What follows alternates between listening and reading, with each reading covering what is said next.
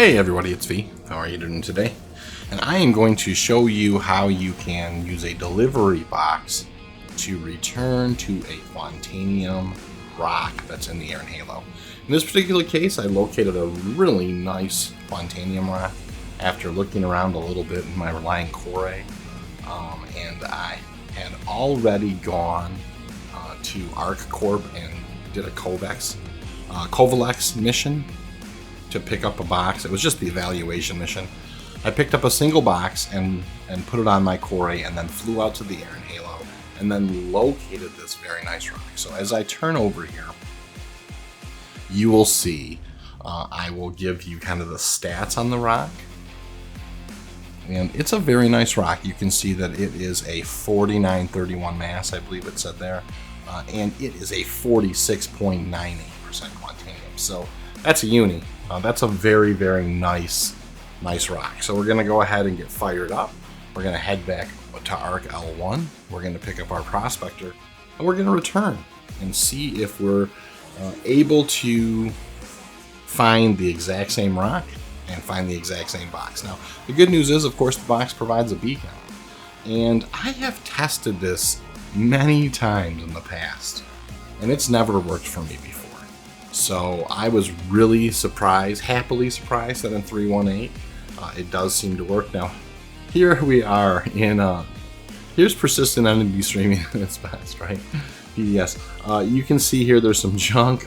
Actually, when I came back to Arc L1 at first and landed, there was a hot mess of just like RMC boxes and Cuddy Black and all sorts of things that were kind of left on the hangar that were floor that were just very dangerous for my landing with my Core. And I actually ended up getting kind of trapped in hangar 3, and there was quite a few shenanigans involved with me getting out of Arc L1 to get my Prospector to head back. But here's one of the things I think is the kind of the meat and potatoes of something I want to teach you, which is how to get back to the box.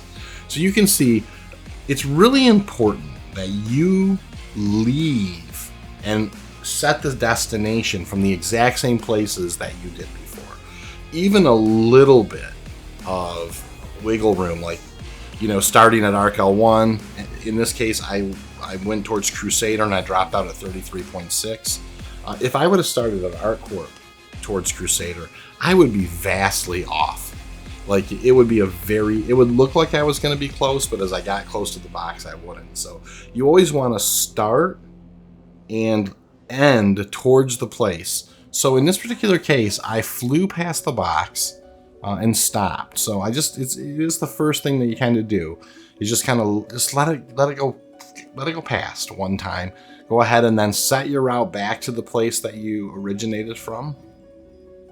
And you can see there's a little bit of variance there, and it's hard to see because you can see the drop-off location, but really it's not that far away. Now it's about 75,000 km away. And as I, fired up and head towards Arc L1, I will go ahead and do this one more time. 60, 50. You can see it's dropping there. It's a little bit mixed up in the numbers, but it's dropping there. It's in the 20s now, teens, and I stop it. Then one more time, I just go ahead and clear. I point back towards Crusader, set the route, and roll back over onto my back. And you will see that the box is significantly closer again. In this point, this time it's 1661. So I'm going ahead and spool back up again. And this is kind of how you have to recalibrate. Now, you can certainly get lucky. Usually I have to recalibrate 2 or 3 times in order to get within a couple of kilometers of it, and then I'll usually just fly on it. So here we go. We'll go ahead and now that we flew past it one more time, we'll set it back for the Arc L1 wide force station and roll back over again. And you can see in this particular case, I went from 1691 to to about 1614. So I didn't do great that time, and a big part of it is timing. But you can see I'll go ahead and just spool my drive again, and we'll do one more jump. And this time I decided, hey, I'm gonna engage it and then turn it off right away. So that's what I did. And so I went. I think it says 1612 there or something. I go ahead and fire it again and turn it off really quickly. I'm at 212.3 km now. The good news is that is not far, really. Honestly, if you just kind of, you can see I just decided to gun it at that point and head on in. It doesn't take that long to travel 200. As you can see here, watch how fast as I begin to pick up speed. Notice I'm now crossing 500 velocity, 600 velocity. You can see the numbers start to fall away. So 203, 202, 201. And yeah, I mean, you can see it's going to go very fast. So a couple minutes later, you know, I wasn't sure what to expect here. I honestly didn't, but I began to see the rocks and I was like, this may actually work. And like I said, I've tried this countless times. The people who know me know I do mining, know that I probably, these are the types of tips and tricks that I love to give out on my channel. It's never worked for me in the past, but persistent energy streaming, I think is a thing, and so in this particular case, I did really enjoy the ability to kind of get back to the exact same rock. Now, you can see we're closing here at about 3,200 and some change. And so we're approaching the rock here.